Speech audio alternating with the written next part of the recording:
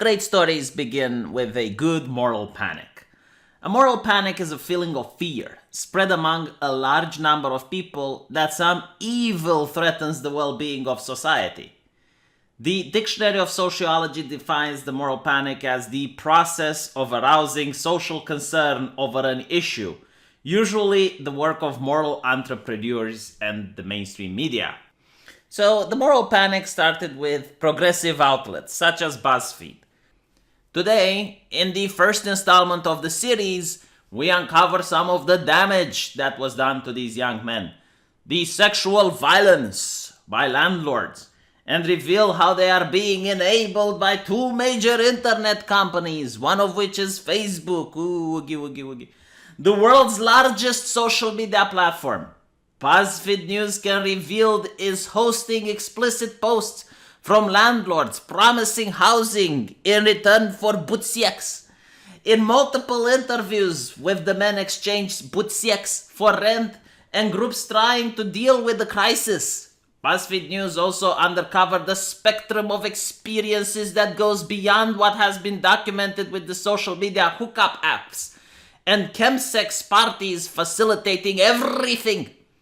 At best, impoverished young men are seeking refuge in places where they are at risk of butsieks. At worst, teenagers are being kept in domestic prisons where all personal boundaries are breached, where their lives are in danger.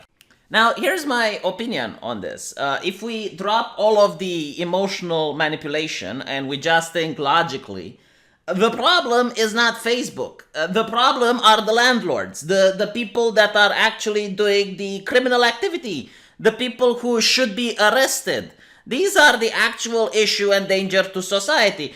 Because without Facebook, these people could have used the phone. And in that case, should the phone company be held responsible for what people talk to each other using their private phone? Of course not. So who is the one who is supposed to monitor these people? The responsible is the authorities, the police, the Department of Justice, the FBI, and all the other authorities that you pay taxes for in order for them to seek out criminals, find criminal activity, and punish it. But it seems that BuzzFeed is now trying to delegate the responsibility on their competitors, which is the alternative media, which now has to censor more and more in order to fit with the moral sensibilities created by the moral panic done by the progressive press. Despite the explicit nature of the posting on the group site, the administrator told BuzzFeed News that Facebook has not intervened. We have never had an incident from Facebook, he said.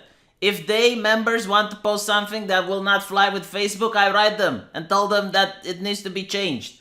This has not stopped explicit notices being posted. When approached by BuzzFeed News to respond to the issue relating to this group, Facebook initially replied promising that the representative would comment. That response, however, did not materialize despite several attempts by BuzzFeed News over several days to invite Facebook to do so. Now, after many more articles in the press attacking Facebook and other social media giants for not stopping criminal activity, not playing their role as the policeman on the internet, a lot of corporations started doing lobbying on the American government, corporations such as 21st Century Fox and Oracle, and in this case, Facebook itself. And they were lobbying in order to pass a law called the Fight Online Sex Trafficking Act, or FOSTA. So you have to understand, up till now, companies under the Section 230 of the Safe Harbor Act, which was established in 1996, were immune from liability under civil laws for the actions of their users.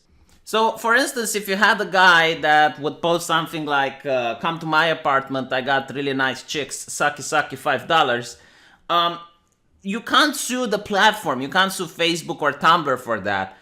But the police is required to investigate and see if the guy is actually performing the criminal activity of sex trafficking and arrest him. And the platform is, of course, also forced to collaborate with the police and provide the police all the required information to track down the criminals. And this went for almost every single type of criminal activity online. But now it seems that there is a constant push, and it's usually from the mainstream media, to delegate the authority of the police to that of the social media giants, to that of the corporations. It's now the moral responsibility of the corporations to do it. And now they want to even transcend even further, that it's not just the moral responsibility of the corporation, it is the legal responsibility of the corporations in order to make sure that no criminal activity happens on their platform. So in the previous case where a gay person sees an ad on Facebook where a landlord, in exchange for boot sex, is willing to offer him rent, and the gay man takes the deal and he goes there and ends up getting molested, well, now the gay man also has the ability to sue Facebook as the platform in order to get compensation, because that's where he saw the ad, that it's because of Facebook that he received the molestation. And it's not because of the actual landlord who committed the criminal activity.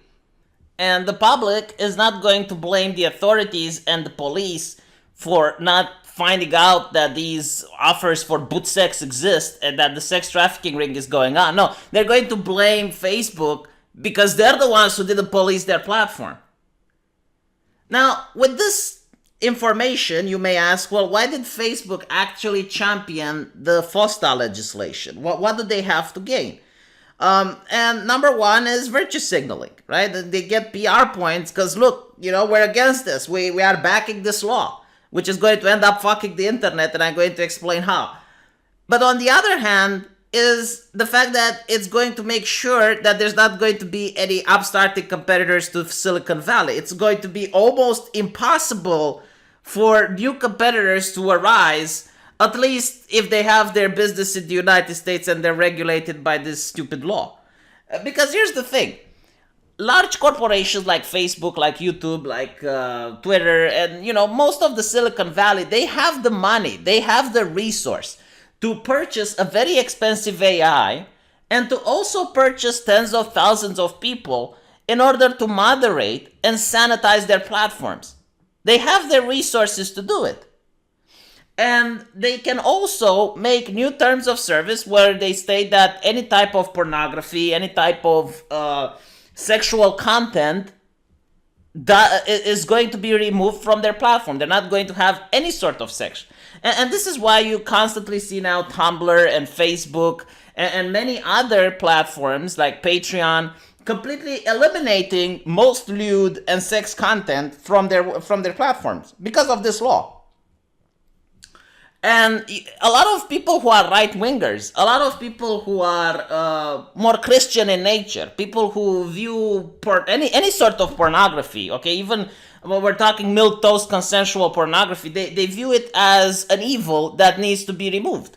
And it's one thing if they don't want to watch it, but they don't want you to watch it either. They don't want anyone to watch porn. And because of that, they support this legislation because they actually think in their stupid mind that for some reason this is going to remove porn from the internet, which is just completely mind-boggling. How the fuck can you think like that? Not to mention, like, Pornhub is still going to exist and other places. It's just going to be that the average Joe is not going to be able to flirt with his girlfriend on Facebook because now it's against the terms of service. So it's not only that, right? Because that's not even the problem. That's fine. Like, no porn on Facebook, I can deal with it. But the main issue is that if you're a competitor, if you're a guy in a garage who wants to start his own social media company, and let's say you grow a little big and you manage to get like 1,000 posts an hour, which is quite small compared to other social media companies, right? You're not going to be able to police every single one of these posts. And some of these posts might violate the new FOSTA law.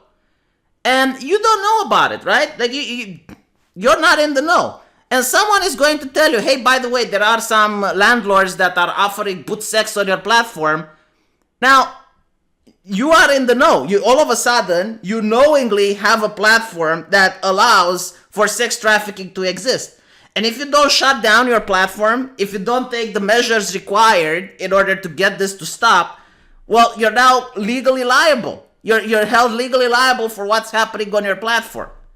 So you can see that it's going to be almost next to impossible for upstarters and for people who want to compete with Facebook to do so under the new regulations. Facebook didn't have to put up with this shit when they started. Hell, YouTube, this platform, it also started and it had massive violations of copyrights in the beginning. Now, in the beginning, they didn't have the money in order to deal with it. They didn't like the copyright material on their platform, but they had no way of doing with it, right? But now that they have AIs and they have technology and they have the money to hire people, yeah, now it's doable. But they had to grow to this point where they could actually do it. If you'd have forced YouTube to deal with the criminal activity on their site in the beginning, they probably wouldn't have been able to, and we would not see the platform of what it is today. Same with any other mainstream platform. So this is what I want people to do. I want them to think for a little bit. Like, even though this law sounds really good in theory, and even though no one wants sex trafficking anywhere, you have to understand that the actual purpose of the law is not to stop sex trafficking. And you're not even going to do it, because the problem is not the platforms. The problem are the people who are doing the criminal activity, the landlords itself in this case, which can now simply just put their ads somewhere else. Or they could just, go on the street and put flyers, or just use the phone and or use any other way of communication. It is so stupid. The phone company doesn't have to deal with this shit. If two people organize a bank robbery on the phone company is not going to be held responsible for facilitating that crime. No one had this way of thinking in the past. Why is it that the progressive press is constantly trying to portray Silicon Valley as the moral arbiters of society? And they're giving them more and more moral authority, and they're trying to put more responsibility on them when it should be the police, the Department of Justice, and the FBI in the case of the United States, who are supposed to actually fight crime, not the corporations. And of course, if a corporation, as I mentioned before, I want to make this absolutely clear, that if a corporation is contacted by the authorities and they request information, then yeah, they're obliged to give it. If the authorities have a warrant from a judge, yeah, they're supposed to give the IP of the person. They're supposed to give any sort of information that might help to catch the perpetrator. But to make corporations legally liable for what goes on their platform is moronic at best. And if you just want to say, well, V, you're a degenerate who doesn't want its porn taken away, well, if that's your line of reasoning, then the US Department of Justice is degenerate and they don't want to have their porn taken away either. Because in a press statement, they said that this bill would make it even harder to prosecute sex traffickers. Because now the sex traffickers know that they can't do it on Facebook. They know they can't do it on Twitter, so they're going to go somewhere else. They're going to do it on the IRC, they're going to use Tor, they might use some obscure forum that the LGBT uses, and they're going to do it over there. And look, Ron Wyden and Rand Paul apparently are degenerates who don't want their porn taken away. And I keep saying this because when I pointed out that this law is stupid, this is the criticism that I got. This is legitimate criticism. Opposition to the bill was voiced by members of the Congress, Ron Wyden and Rand Paul, who say, I continue to be deeply troubled that this bill's approach will make it harder to catch dangerous criminals, that it will favor big tech companies at the expense of startups, and that it will stifle innovation. Well, no fucking shit. And do you know what else it's going to do? It's going to also be a honeypot for trolls. Because as companies such as Facebook have new terms of service, and they become more and more draconic with what you're allowed to post, people who have accounts that are 6, 7, 8 years old will now be at risk of having trolls go back to their history, find some shit they said 7 years ago, which was okay to say back then, and then post it today and try to get their accounts terminated. Like what, you think I'm joking? People are already doing this shit to Jack Dorsey from Twitter. Recently, on Twitter, you're not allowed to make fun of transgender people. You're not allowed to dead name them. You're not allowed to misgender them. You're not allowed to do anything other than show a lot of respect. Alright? So people are going on Jack Dorsey's timeline from years ago, and they're showing that he was making jokes about transgender people. Now, of course, I don't think Jack Dorsey is going to be banned from the Twitter, but it just goes to show that if some progressive individual, an enlightened person that we should all get wisdom from, like Jack Dorsey, has done it, how many other common Joes would also be at risk for shit they posted years ago and now they're not very kosher? And this is a problem that's not even up for discussion, right? Like no one wants to talk about it. So as a response to this law, as I mentioned, the Facebook, Tumblr, Patreon, they all made more draconic laws and rules and regulations to what is allowed to be posted on their platforms. There is definitely a lot less sexual content that's now going to be tolerated on these platforms, and I assume that in the future we're going to see even a more increasingly so environment. And of course, they're going to hire AIs, and most of the times these AIs are retarded and they ban things that shouldn't be banned by the algorithm, and it's going to create a kerfuffle for everyone that uses the platform. And worst of all, it's going to be for the upstarts who can't even afford to buy the retarded AI in the first place. And you are going to see lawsuit after lawsuit filed against them because, well, they got shit on their sites. And hell, I wouldn't even put it behind the the Silicon Valley to actually post shit willingly on one of their competitors' website to make life more difficult for them. I believe YouTube actually dealt with this. Like, there was a company that sued YouTube for copyright violations, and it turned out that that company was the one putting the videos on the platform YouTube in order to get YouTube into trouble. And luckily, they managed to win that lawsuit. So there is legal precedent of this type of corporate sabotage going on. And, you know, like, anyone who supports this law, anyone who thinks that this law is about actually removing pornography from the internet, you're a moron. Honestly, I don't know what else to say. It is the exact same shit as the environmental tax in France on fuel. It's not actually meant to protect the environment. Just because it's called an environmental tax doesn't mean it's actually for the environment.